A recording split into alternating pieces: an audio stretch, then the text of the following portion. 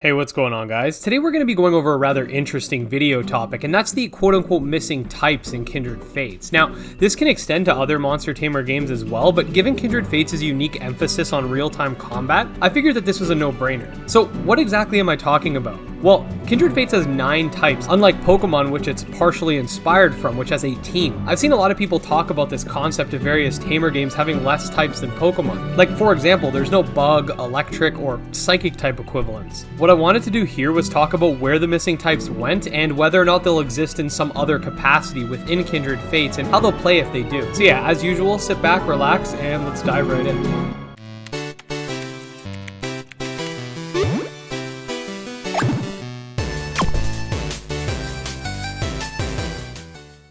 So in case you're not up to date, Kindred Fates has 9 typings, being Fire, Water, Gaia, Air, Earth, Mecha, and Light, Dark, and Null. Now I'm not going to go too crazy into specifics because we actually have done videos in the past going over the typings and how they play, so feel free to check them out if you're interested, but we're going to focus more on which types we don't see. So first things first, let's talk about direct translation. So I'll obviously be using Pokemon types as a base here, but we got direct one-to-ones with Fire and Fire, Water and Water, Gaia and Grass, Air and Flying, Mecha and Steel, though Mecha will have some robotic properties, so they're not solely a one-to-one, but Mecha and Steel are similar enough.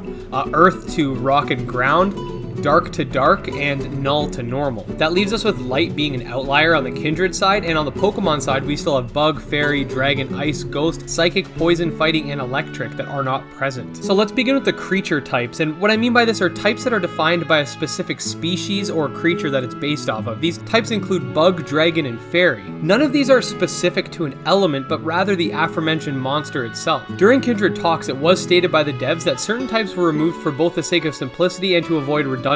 They specifically spoke about bugs, for example, where sure, in Pokemon it works as a type, but you can have a Mecha Bug or a Fire Bug. It doesn't necessarily have to be Bug type. It can have other elements associated with it. My assumption here is that the exact same logic applies to dragons and fairies. You can have a Fire Dragon, a Water Dragon, a Gaia-based fairy, etc. They don't necessarily need to exist as their own typing. I do think that removing the species-based typing is actually a good idea, despite how cool I think Dragon type is, because it allows for more diversity between creatures. Instead of every single bug being at least neutral to or weak to fire, you can have bugs that are advantageous against it, etc. Next, we're going to talk about the types that are more characteristic-based than necessarily elementally-based. These include Fighting and Psychic. So Fighting types are interesting in that they tend to have an affinity with combat, be it using martial arts or otherwise. My thought with this type is that it'll be more obscure. There could perhaps be a Kinfolk line that's based on martial arts, but I could see that being more like a gimmick for that one specific line rather than something inherent to a specific element. The closest type I could see is Null, because a lot of Fighting type attacks focus on non-elemental punches or kicks or techniques. This to me would relegate them to the Null type. A Mega Punch, for example,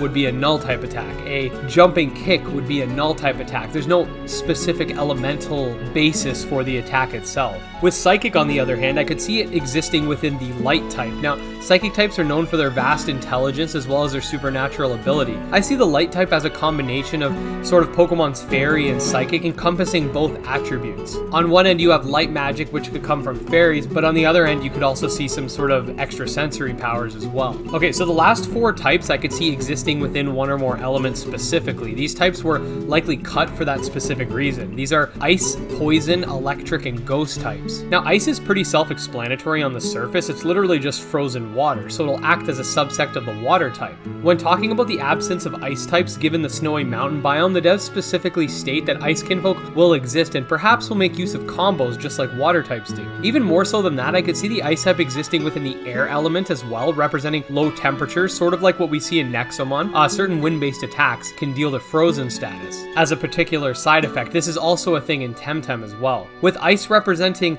the cold, there's a lot more than it can do than just specifically be frozen water. Poison is an interesting one in that it's very unique in and of itself. It's not really an element or a creature, it's more of an ailment, which is why I could see the Poison type existing as such as a result of either a Gaia or a Dark type attack.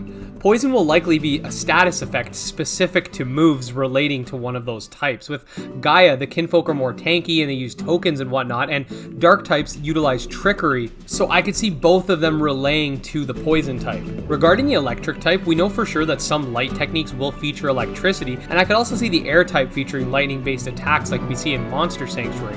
And even the mecha type being almost robotic in nature, I could see them utilizing more conventional electricity as well. Now, the last type on this list is the ghost type, and it could have honestly fit in any category. Ghost types are like fairy and dragon, being based on a specific thing rather than an element, and like psychic and fighting are almost an attribute. The reason I wanted to discuss it here is because I think the ghost type is just going to become a subsect of the dark type. Just think about it. If you saw Skullkin and it was a Pokemon, what is the first type you'd think?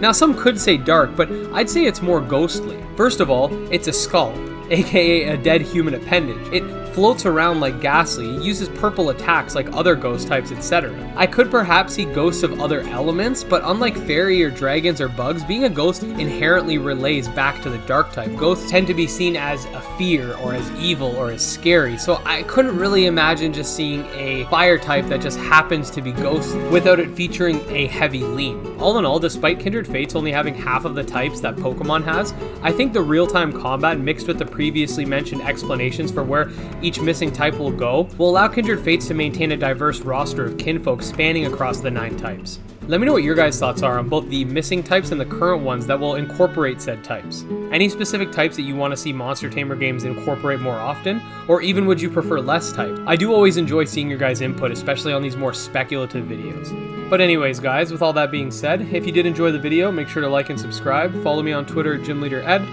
check out our subscriber Discord, all links in the description. Until next time, peace.